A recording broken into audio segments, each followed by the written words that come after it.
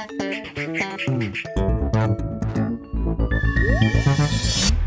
everyone and welcome to the Vortex, where lies and falsehoods are trapped and exposed. I'm Michael Voris. They often say in politics a president's legacy is not whatever legislation he signs into law, it's the justices he gets on the U.S. Supreme Court. Long after he has left office, the stamp he may have placed on the High Court will long survive him. Well, scoot across the Atlantic and land in Rome, where a similar happening is underway when it comes to Pope Francis naming cardinals. In what appeared to be a much longer stay last month in the hospital for Pope Francis, and what also looked like something much more serious, up to and including a heart attack, and may very well have taken place, talk began circulating about his potential death and dying, and then, of course, who would be the next pope. As it stands right now, there are 123 cardinal electors. That's 3 more than there usually are, meaning cardinals under 80. Only cardinals under 80 are allowed to go in and be eligible to vote in the conclave. Pope Francis created 81 of them, which is a hair away from 66%, 2/3, at 65.8. That's almost the lock that those cardinals would need. That's important because currently you need 2/3, 66% of the votes to win election by your fellow cardinals. That, of course, presumes if you are one of the 81 Francis cardinals that you'd vote for yourself. However, by the end of this year, 9 of these cardinals will turn 80, and therefore they will not be able to vote anymore. That shrinks the number of electors down from its current 123 to 114. That means the arithmetic will have changed as well. There will then be 114 cardinal electors, meaning Francis will have created more than 68% of them, more than 2/3. There he hits that magical eclipse number that he needs. Be that as it may, there's an actual talk in Rome these days about a possible consistory, meaning when more men are raised to cardinal.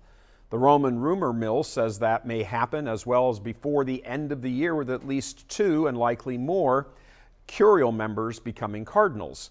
That's really going to tip the odds in the favor of Pope Francis's successor. Depending on the number, and if that happens, that consistory, Francis will have cemented his hold on the College of Cardinals, approaching 3 out of every 4 who will elect the next pope.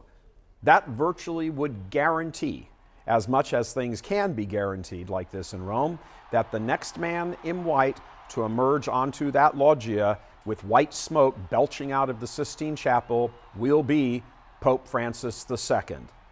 In short, with the stacking of the deck, so to speak, some expected curial reforms on the way, and some refining of the rules of the election of a pope, and Pope Francis does that, Francis's shadow may be cast over the church for quite some time to come.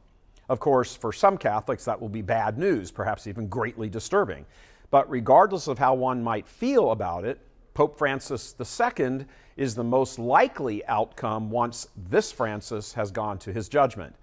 But there's also much talk in Rome these days of the weariness factor, the curia and others, fed up with all the intrigue and the drama and the bad PR surrounding this papacy. Even liberals can't stand it. Many, in fact, long for a return to more sedate times, whatever classifies as sedate in the church in the last 50 years or so.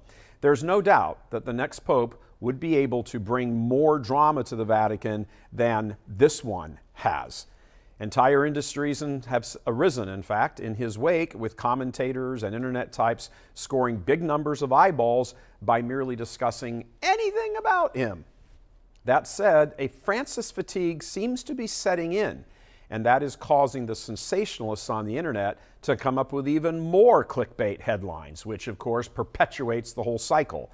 More headlines, more fatigue. So more fatigue, ratchet up the headlines, and round we go. It's hard to believe that all of this will not be at least a factor, if not a heavy one, when the cardinals gather for the next conclave and start talking amongst themselves.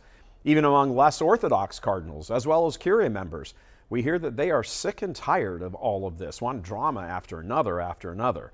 Another factor in the lead up to the next pope is this: the percentage of cardinals who are from Europe now stands, get this, at its lowest number ever, just 41%. And For the first time ever, they are exceeded by cardinals from the global south at 45%. The global south is comprised of parts of Asia, Africa, and Latin America. And it does seem appropriate when you consider that the largest numbers of Catholics are from there, hands down, than the first world industrialist nations, for example. This also means that the odds are better that they've ever been in a long while that the next pope may not be Caucasian, certainly Italian or even European. But it's a safe bet that he will emerge from the crop of Francis cardinals, and what combination that may portend for the Church, that's anyone's guess. It's no secret that many faithful Catholics would have no problem if, for example, Cardinal Robert Sarah were the next pope, but he turns 79 this June. It's not about color, but it's about orthodoxy. What do we know of this? The next conclave may be the most examined and speculated on in a very long time. God love you.